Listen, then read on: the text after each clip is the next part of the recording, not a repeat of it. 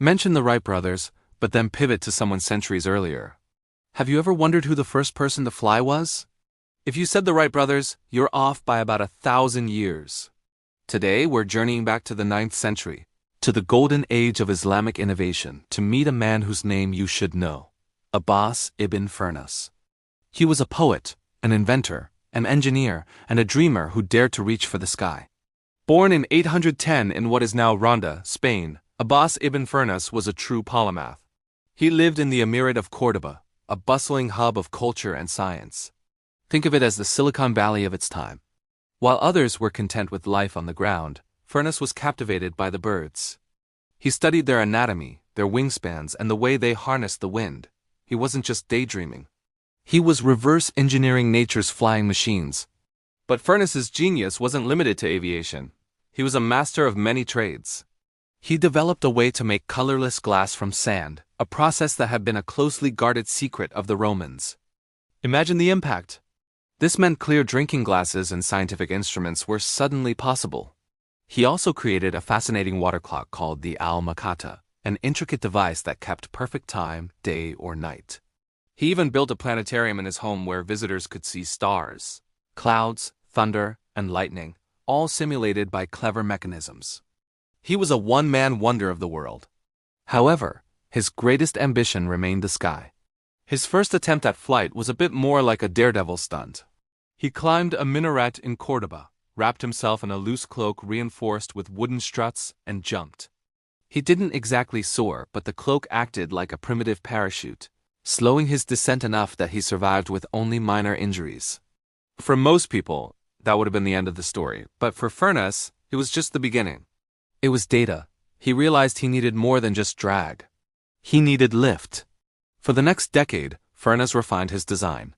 He meticulously constructed a new flying machine, this time with actual wings made of a wooden frame covered in silk and adorned with real feathers. He had observed that birds use both their wings and their tail to control their flight and landing. He understood the importance of a control surface for steering and, crucially, for slowing down. So, in 875, at the age of 65 in age, when most would be enjoying a quiet retirement, Abbas Ibn Firnas was ready for his final, most audacious experiment. He gathered a crowd on a mountain called Jabal al-Ruz, the Mount of the Bride. He announced his intentions, put on his magnificent bird-like costume, and launched himself into the air. And it worked. He flew. Witnesses reported that he stayed airborne for a significant amount of time, gliding on the wind currents for what some accounts say was as long as 10 minutes. He soared over the valley, maneuvering through the air. The crowd watched in stunned silence, then erupted in cheers. A man was flying like a bird. It was a miracle. But then came the landing. As he came back towards the ground, he realized he had made a critical error in his design. He had forgotten to build a tail. Birds use their tails to slow down and land gently on their feet. Without one, Firnas came in too fast. He landed hard and severely injured his back, which would cause him pain for the rest of his life. Despite the painful landing, his flight was a monumental achievement. Abbas Ibn Firnas had successfully demonstrated the principles of aerodynamics and controlled flight. He had proven that human flight wasn't just a myth or a dream. It was a problem of engineering.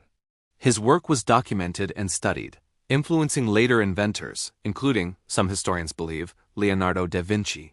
Sadly, Abbas Ibn Firnas's legacy was largely forgotten in the Western world for centuries. We celebrate the Wright brothers, and rightly so, for their powered, controlled flight.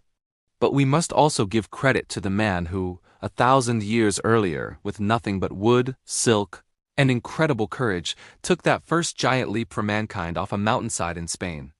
His story is a powerful reminder that progress is built on the shoulders of giants, some of whom we may not even know. It's about curiosity, perseverance, and the willingness to fail in pursuit of a dream. He knew the risks, but was driven by a passion to understand the world and push the boundaries of what was possible. So the next time you see a plane in the sky, remember Abbas Ibn Firnas, the poet, the inventor, the astronomer, and the first man to fly and return to tell the tale. His spirit of innovation and his daring dream continue to inspire us to this day. Thank you so much for joining me on this journey back in time. If you enjoyed learning about this hidden hero of history, Please hit that like button and subscribe for more stories of forgotten pioneers. Let me know in the comments who you think we should cover next. See you in the next video.